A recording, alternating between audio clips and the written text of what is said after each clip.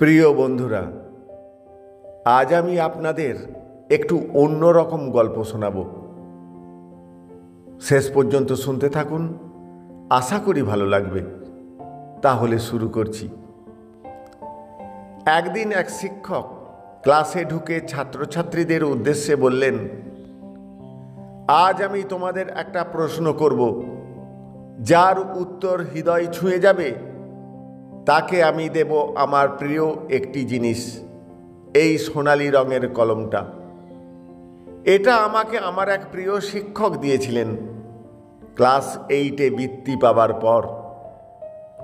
আমি এটাকে অনেক ভালোবাসি। সবার চোখ চকচক করছিল, কারণ কলমটা খুব সুন্দর ছিল, অনেক দামি, আর এর পিছনে ছিল এক আবেগঘন গল্প। শিক্ষক প্রশ্ন করলেন, তোমরা কাকে সবচেয়ে বেশি সম্মান করো এবং কেন? সবাই ব্যস্ত হয়ে লিখতে শুরু করলো। কেউ লিখল, আমার মা, কারণ উনি সব কিছু ত্যাগ করে আমাদের বড় করেছেন। কেউ লিখল, আমার বাবা, কারণ তিনি সারা জীবন কঠোর পরিশ্রম করে গেছেন। কেউ বা লিখল, আমার শিক্ষক, কারণ তিনি অন্ধকারে আলো দেখান। সবশেষে শিক্ষক হাতে তুলে নিলেন একটি খাতা, জীর্ণ মলিন কাগজ, অক্ষরগুলো কাঁপা কাঁপা। সেখানে লেখা ছিল, আমি সবচেয়ে বেশি সম্মান করি আমার ছোট ভাইকে। ও প্রতিদিন আধপেটা খেয়ে কাজে যায়, শুধু আমাকে পেট ভরে খেতে দেবে বলে। ওর জামা ছেঁড়া, কিন্তু আমাকে নতুন জামা কিনে দেবার জন্য বাবার কাছে জোরাজুরি করে। আমি জানি ওর ইচ্ছা ছিল লেখাপড়া করার, কিন্তু আমাকে পড়াশোনা করানোর জন্য ও নিজে স্কুলে যায় না। একসাথে 2 সন্তানের লেখাপড়ার খরচ জোগানোর মতো সামর্থ্য আমার বাবা মায়ের নেই। তাই আমি পড়ি আর ও বাবার সাথে খেতে কাজ করে।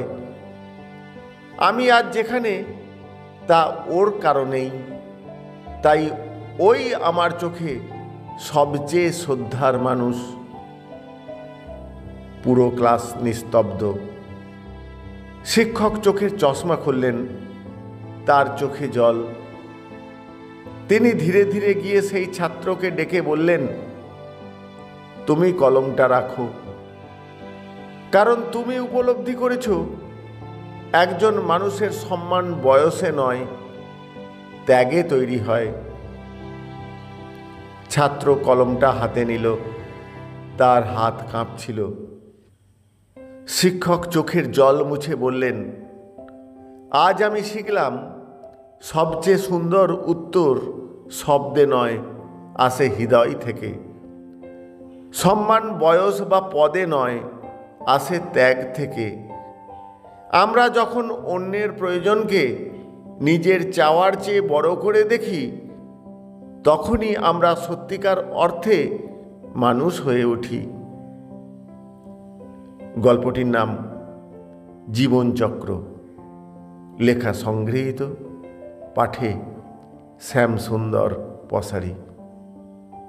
প্রিয় বন্ধুরা, গল্পটি ভালো লাগলে বন্ধুদের মধ্যে শেয়ার করে তাদেরও শোনার সুযোগ করে দেবেন। ধন্যবাদ।